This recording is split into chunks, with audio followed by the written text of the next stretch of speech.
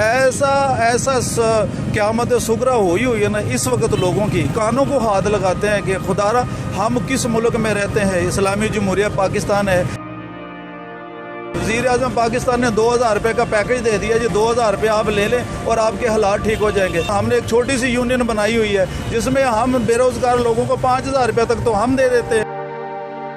दुनिया से heart attack होकर लोग चले गए हैं, जाके अस्पतालों में आप देखें लोगों का हाल किस वजह से जी, महंगाई की वजह से जी। एक वजीर खड़ा होकर कहता है कि तुम 2 वक्त की चाय पीते हो, 1 वक्त की कर दो। 1 वक्त की चाय पीने पे से क्या हमारे हालात ठीक हो जाएंगे? हम तेरे बाप के पैसों की चाय पीते, हम अपने पैसों से चाय पीते।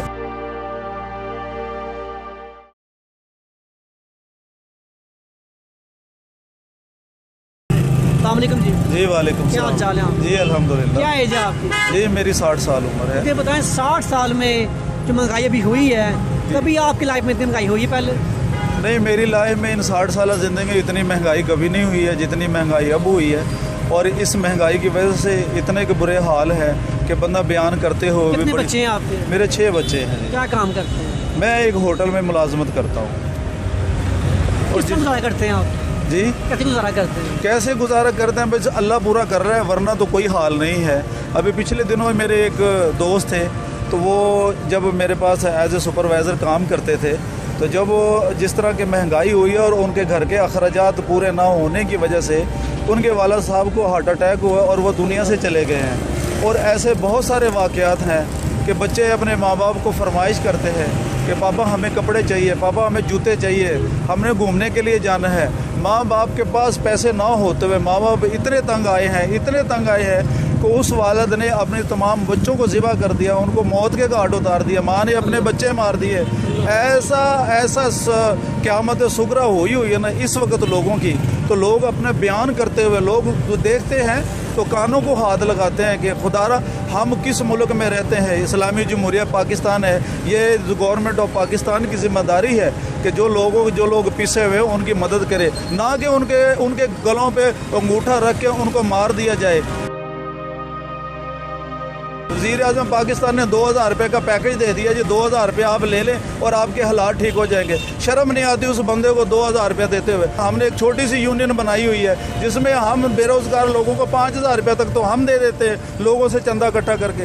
इस 2000 में क्या बंदा कर सकता है? ना खाना खा सकता है, ना चीनी ले सकता है, ना आटा ले सकता है, ना घी ले सकता है। बिजली के बिल इतने ज़्यादा है, इतने ज़्यादा है कि बिजली का बिल देख के लोगों को हार्ट अटैक हुआ और अस्पतालों में दाखिल हो गए हैं। और वार्डा का इतना गंदा निज़ाम है हमारे मुल्क का कि जो यूनिट यूज़ नहीं होते उसका भी बिल डाल देते हैं। महंगाई ने भाईजान इस वक्त यही है कि हर बंदा तंग है, चाहे वो मोटरसाइकिल पे है, चाहे वो गाड़ी पे, हर बंदा। रिक्शे वाला तंग है। अब ये भाई रिक्शे वाला है, जैसे डेली की बुनियाद पे 500-700 रुपये की दिहाड़ी लगा लेता होगा। अब 500-700 रुपये कमाने वाला बंदा, आप ये बताएं कैसे आटा लेगा, घी लेगा, चीनी लेगा, सब्जी लेगा, बिजली का बिल भरेगा, सुई गैस का बिल भरेगा, मोबाइल यूज़ करेगा, बच्चों को सेहत देगा, बीमार हो जाए बीमारी देगा, क्या देगा? वो क्या दे सकता है? मुझे बताएं कि हमारे मुल्क में, आप बताएं मुझे, गरीब आदमी बीमार हो जाए तो यहाँ पे क्या हाल होगा? देखो जी, अमीर आदमी इस जो हालात है मुद्दा, अगर वो बीमार हो जाए ना तो उसके इलाज की अभी तक कोई सहूलत ऐसी नहीं है। बल्कि गरीब आदमी अगर हॉस्पिटल में जाएगा तो वो वहाँ से ऊपर तो जा सकता है,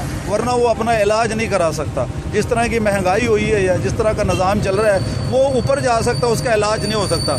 ना तो कोई गवर्नमेंट इलाज कराने के लिए कोई बहाने ऐसे हैं कि गवर्नमेंट उसको प्रोवाइड कर सके कुछ, ना ही हमारी कोई ऐसी सोसाइटियाँ बनी हुई है कि लोग किसी गरीब की मदद कर सके, उसको बीमारी के हालत में कुछ इलाज कराया जा सके।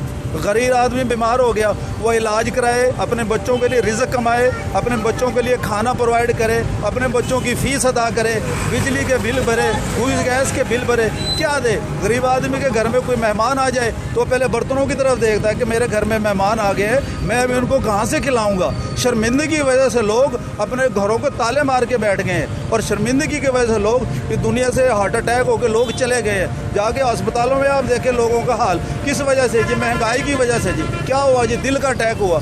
मैं खुद 2-3 बंदों से ऐसे से मिल चुका हूँ। तो महंगाई ने तो गरीब को मार दिया है, लेकिन वो गरीब जो पिस रहे हैं, कल क़यामत वाले दिन ये सब लोग को हाथ होंगे और इन हुक्मरानों के गिरबान होंगे और इन गिरबानों से पकड़ेंगे कि तुमको मुगल मुल्क की हाकमियत दी थी, तुमको वज़ीर आज़म बनाया था, तुमको चीफ जस्टिस ऑफ पाकिस्तान बनाया था, तुमको आर्मी का चीफ बनाया था, तुम्हें ज़िले हुकूमत दी थी, सब कुछ तुम्हें दिया। तुम दे रहे हो, तुम्हारे जो ज़ेर साया लोग थे, तुम उन लोगों के लिए क्या किया? जब ये सब अल्लाह के यहाँ पेश होंगे तो ये सब के सब अल्लाह के यहाँ जवाब दे होंगे और अल्लाह की लाठी बे आवाज़ है। जो ये कर रहे हैं ये खुद भुगतेंगे। लेकिन फिर भी मैं ये अल्लाह से दुआ करता हूँ कि या अल्लाह इस हुकूमत ने तो हमें कुछ नहीं देना है, अल्लाह हम तुझसे मांगते हैं, तो हमारी मदद फरमा, इन गरीबों की मदद फरमा, उन मस्कीनों की मदद फरमा, उन बीमारों की मदद फरमा, उन मोहताजों की मदद कराओ, उन गरीबों की मदद फरमा जिनके घर में फाके है, जिनके घर में आटा नहीं है। अल्लाह तो अपने ख़जाने से दे ताकि ये ज़िंदगी का निज़ाम, दुनिया में आए हैं, अब दुनिया में आए हम जीने के लिए, हमें तो जिंदा तो रहना पड़ेगा ना, जिंदा रहने के लिए खाना भी पड़ेगा, पीना भी पड़ेगा, ज़रूरियात ज़िंदगी की ज़रूरतें भी हैं। गरीब आदमी इस माहौल के अंदर अपनी बच्चियों की शादी नहीं कर सकता जब तक आप अच्छा जहेज ना दो, कोई रिश्ता लेने के लिए नहीं आता। गरीब आदमी के रिश्तेदार, गरीब एक भाई अमीर है, गरीब है, तो वो गरीब के घर नहीं जाता कि कहीं वो भाई मेरे से कुछ मांग ना ले। तो भाईजान महंगाई के जो हालात है वो अल्लाह माफ़ करे कि हमारी पहुंच से बाहर है। देखो जी, मैं तो हुकूमत के निगरानों को यही कहूँगा कि अल्लाह से डरे और अपने जो ख़जाने तुमने जमा करके बैरून मुल्क के बैंकों में भरे हुए हैं, बैरून मुल्कों में बिल्डिंगें बनाई हुई है, बैरून मुल्कों में होटल बनाए हुए हैं, बैरून मुल्कों में जदादे और फार्म ख़रीदे हुए हैं, उनको बेचें, उनको बेच के इस मुल्क में पैसा लेके आए, इस मुल्क की फलाह बहबूद पे खर्च करें। नहीं तो जो हाल आज हमारा तुमने किया है, कल क़यामत वाले दिन तुम्हारा इससे बुरा होगा। और जिस हराम के पैसों से तुम अपनी औलादों को पाल रहे हो, कल उन्हीं औलादों के गिरबान में तुम्हारे गिरबान होंगे और उनके हाथ होंगे। हराम से पली हुई औलाद कभी हलाल के काम नहीं करती, हराम से पली हुई औलाद हमेशा हराम के काम करती है, उनकी आंखों में शर्म व हया नहीं होती। हुक्मरान को चाहिए कि मुल्क के लिए सोचे, मुल्कों के गरीब लोगों के लिए सोचे, उनके लिए सोचे जो रात को पेट भर के रोटी नहीं खा सकते। कल हज़रत उमर फ़ारूक रज़ी अल्लाह ताला अन्हु का बेहतरीन बयान है कि कल दरिया के किनारे अगर कोई कुत्ता भी प्यासा मर गया तो उमर का अल्लाह को जवाब दे होगा।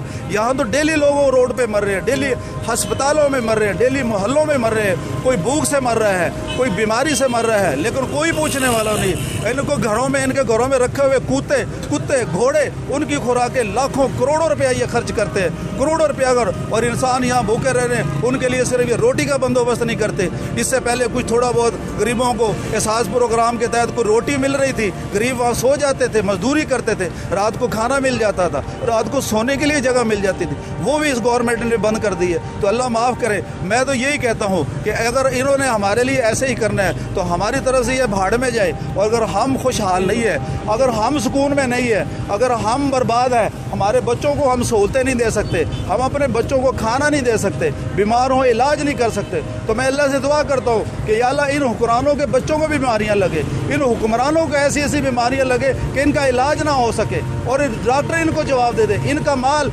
इनकी ज़ातों पे ऐसे खर्च हो कि इनको पता भी ना चले कि और तबाह बर्बाद हो जाए। अगर हम तबाह बर्बाद है तो हम अल्लाह से दुआ करते हैं कि अल्लाह इस मुल्क के वज़ीर आज़म भी बर्बाद हो, चीफ ऑफ आर्मी स्टाफ की औलाद और वो खुद भी बर्बाद हो, चीफ जस्टिस ऑफ पाकिस्तान और उसके पैरोकार भी बर्बाद हो। जिस बंदे ने इस मुल्क को लूट के खाया है, इस मुल्क के साथ ज़्यादती की है, तो ख़त्म नबूवत के साथ उन्होंने धोखा किया है, ला इलाहा इल्लल्लाह की बुनियाद पर सूद का निज़ाम काम किया है। खुदा करे इन तमाम लोगों को अल्लाह गारत करे, इनकी औलादों को गारत करे, इनको नेस्त व नाबूद करे। और हम अल्लाह से यही दुआ करते हैं कि अल्लाह तो हमारा मददगार है, हम तुझे से मांगते हैं, तू ही देने वाला है, वरना इस दुनिया में कोई ऐसा शख्स नहीं है जो किसी को दे सके।